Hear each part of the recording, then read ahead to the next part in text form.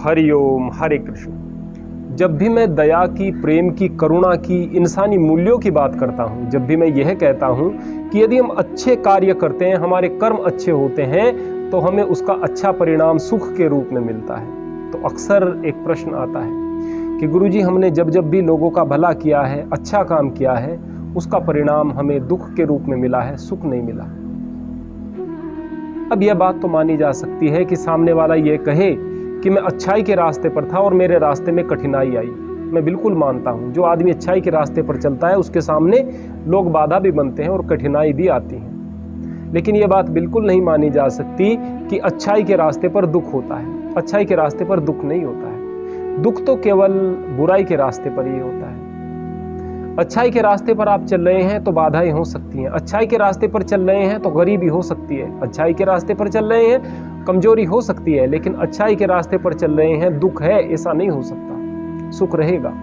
सुख एक मानसिक अवस्था है। सबसे पहले तो हम यहाँ पर थोड़ा सा इस बात की तरफ ध्यान दें कि कई बार लोग आपको यह भी कहते हुए मिल जाएंगे कि मैं बीड़ी सिगरेट पीता हूँ लेकिन मेरा शरीर बहुत अच्छा है, और उस आदमी को देखो वो धूम्रपान नहीं करता, वो बड़ा कमजोर सा है। क्या वो आदमी झूठ बोल रहा है? वो सही बोल रहा है। कई बार बीड़ी सिगरेट पीने वाले आदमियों का शरीर बहुत अच्छा होता है, और कई बार जो आदमी पूरे तरीके से सात्विक हैं वो बड़े कमजोर से होते हैं। तो क्या इस बात को मान लिया जाए कि बीड़ी सिगरेट पीने से स्वास्थ्य अच्छा होता है? नहीं मानी जा सकती। फिर उस आदमी को क्या जवाब दिया जा सकता है? उस आदमी को कहा जा सकता है कि देखो भाई, आप बीड़ी सिगरेट पीते हैं, इसके बावजूद आपका स्वास्थ्य बहुत अच्छा है। काश कि आप न पीते तो आपका स्वास्थ्य और अच्छा होता, शायद आप कोई बड़े पहलवान होते या फिर उससे भी ज़्यादा बेहतर कुछ और। मूल बात क्या है कि यदि आप अपने दृष्टिकोण को सही नहीं रखेंगे तो आप किसी भी अच्छी बात में तर्क निकाल सकते हैं और कमियां निकाल सकते हैं। एक लड़के ने कहा कि मैंने जब जब भी लोगों का भला किया है तो मेरे सामने बुराई आई है, मुझे दुख मिला है, कष्ट मिला है। किन के द्वारा? लोगों के द्वारा ना। ये लोग क्या करते हैं? लोगों के पास दुख है तो वो दुख ही दे सकते हैं। वर्तमान समय में लोगों के पास केवल दुख है। जितना दुनिया के अंदर नास्तिकता बढ़ रही है उतना दुख बढ़ रहा है। जितना दुनिया के अंदर से नैतिक गुण समाप्त हो रहे हैं उतना दुख बढ़ रहा है। और ये दुखी संसार जो है ये एक ऐसे नज़रिए को लेकर के चल रहा है जो कि वास्तव में उनके लिए भी बेहतर नहीं है, और उसी का हिस्सा हम लोग बन जाते हैं तो दुख मिलेगा। इस संसार पर यदि आप अपने सुख को आधारित मानकर चलते हैं तो यह संसार तो दुख देगा। इस दुनिया के अंदर यदि आप गरीब हैं तो आपका तिरस्कार किया जाएगा, और यदि आपने मेहनत की और खूब मेहनत करके आप अमीर हो गए तो यही लोग कहेंगे कि देखो इसने नंबर 2 किया है, बेईमानी की है, भ्रष्टाचार किया है, इसलिए ये अमीर हो गया है। यदि आप कम बोलते हैं तो फिर आपको कम बुद्धि का आंक आ जाएगा, और यदि आप लोगों की बात का तर्क संगत तरीके से जवाब देते हैं तो लोग कहेंगे कि बहुत ज़्यादा बोलता है, वाचाल है। आप केवल अपने घर पर रहेंगे तो लोग कहेंगे कि देखो भाई ये असामाजिक व्यक्ति है, इसको समाज का कुछ पता नहीं। आप समाज के साथ उठेंगे, बैठेंगे, थोड़ा वक्त बिताएंगे, भले ही अच्छे तरीके से बिता रहे हैं, तो लोग कहेंगे कि देखो भाई ये फला आदमी आवारा हो गया है। यहाँ तक कि मैंने तो ऐसा भी देखा, एक युवक था, उसने कम उम्र में ही ब्रह्मचर्य का संकल्प लिया, और यह संकल्प लिया कि जब तक मैं कामयाब नहीं हो जाता, मैं कोई अच्छी जॉब वगैरह प्राप्त नहीं कर लेता, कोई अच्छा व्यवसाय मुझे नहीं मिल जाता, तब तक मैं किसी चीज़ की तरफ ध्यान नहीं दूंगा। मेरे लिए केवल मेरा शरीर और मेरा अभ्यास ही सबसे बड़ी पूंजी मेरी बन करके रहेगी। वो नज़र नीची करके रखता था, इधर उधर लड़कों में नहीं बैठता था, अपने काम से काम रखता था। जानते हो उस व्यक्ति को, उस लड़के को गांव के लोग क्या कहते थे? कहते थे कि ये लड़का नपुंसक है।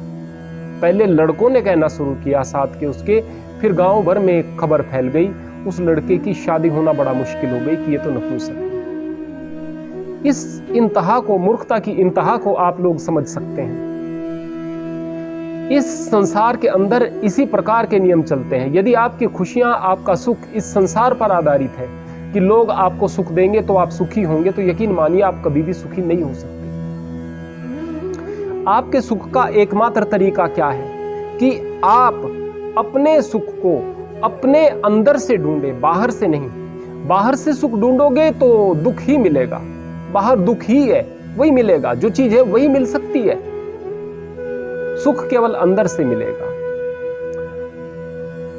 रहा सवाल प्रेम का, तो प्रेम अपने आप में सुख है। अक्सर आप लोग कहते हैं कि मैंने सामने वाले को बहुत प्यार किया और सामने वाले ने मुझे प्यार का प्रतिफल नहीं दिया, वो मुझसे प्यार नहीं करता, वो मुझसे नफरत करता है। अब आपको इस बात से क्या फर्क पड़ता है कि वो आपसे नफरत करता है? आपने क्रोध किया तो तुरंत आपके अंदर हलचल हुई, बेचैनी हुई, परेशानी हुई, क्योंकि क्रोध के यही गुण है। क्रोध अग्नि है जो जलाती है।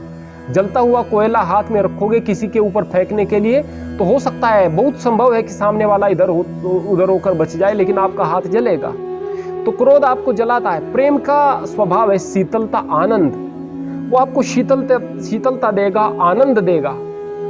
प्रेम से बढ़कर कोई शीतलता नहीं हो सकती, उससे बढ़कर कोई आनंद नहीं होता। इधर आपके मन में प्रेम उपजा, उधर आपके अंदर सुख की कलियां खिल गई। प्रेम का स्वाद बड़ा मीठा है। आप अगर कोई अच्छी मिठाई खाते हैं तो उसका स्वाद तो आपको मिल रहा है ना। आप कहें कि देखो भाई मैंने मिठाई खाई है, सामने वाले ने नहीं खाई। अरे भाई सामने वाले ने खाई या ना खाई, उसका स्वाद उसे मिला या ना मिला, आपने जो खाई उसका स्वाद आपको मिल गया। आपने प्रेम किया तो उसका स्वाद आपको मिल गया।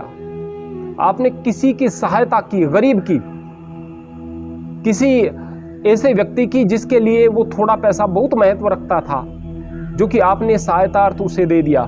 जब उसका भला होगा, जब वह आनंदित होगा, जब आपके उस पैसे की इतनी बड़ी उपयोगिता आप देखेंगे, तो आपके अंदर एक आनंद उपजेगा। वो सामने वाला आपको धन्यवाद भी कहे या ना कहे, यदि आपने अच्छी नीयत से और अच्छे भाव से ये अच्छा कार्य किया है, तो उसका परिणाम आपको तुरंत मिल जाएगा। आपको एक विशेष प्रकार की संतुष्टि मिलेगी, जो वो दौलत क्या, उसकी 10 गुना दौलत भी आपको नहीं दे सकती थी।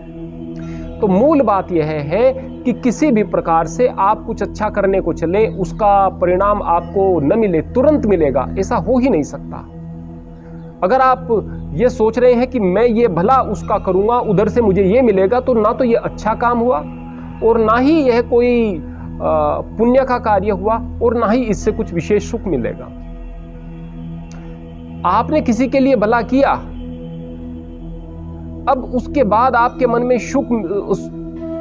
आपने किसी का भला किया और आपके मन में सुख उपज गया। आपने किसी से प्रेम किया, आपका मन शांति से भर गया। आपने किसी की सहायता की और उसकी खुशियां देख करके आप अंदर से खुश हो गए। ये वो खुशियां हैं, ये वो मूल्य हैं जो कि संसार में अन्यत्र कहीं नहीं मिलते। और यही आपकी अच्छाई की पहचान है। यदि आप किसी प्रतिफल के लिए कोई अच्छा काम कर रहे हैं, तो वो अच्छे काम की श्रेणी में ही नहीं है, वो तो एक व्यापार की श्रेणी में है। और जब आप व्यापार कर रहे हैं तो उसमें घाटा भी है, नफा भी है, फिर तो यही चीजें चलेंगी। और दुनिया तो भाई घाटे का सौदा है, यहाँ से तो दुख ही मिलना है, घाटा ही मिलना है, तकलीफ ही मिलनी है। अगर आपको अपने सुख से जोड़ना है अपने आप को, तो आप अपने आप को शांति से जोड़िए, आंतरिक शांति से जोड़िए और परमात्मा के नाम से जोड़िए। परमात्मा का नाम भी आपको अच्छा बनाता है और अंदर की शांति को प्राप्त करने के लिए भी आपको अच्छा बनने की ज़रूरत है। इस संसार से खुशियों की भीख मत मांगो। खुशियाँ वो देगा जिसके पास खुशियाँ हैं, और वो खुशियाँ परमपिता परमात्मा के नाम में हैं। वो उसी के मार्ग पर मिलेंगी, अच्छाई के मार्ग पर मिलेंगी। हरि ओम।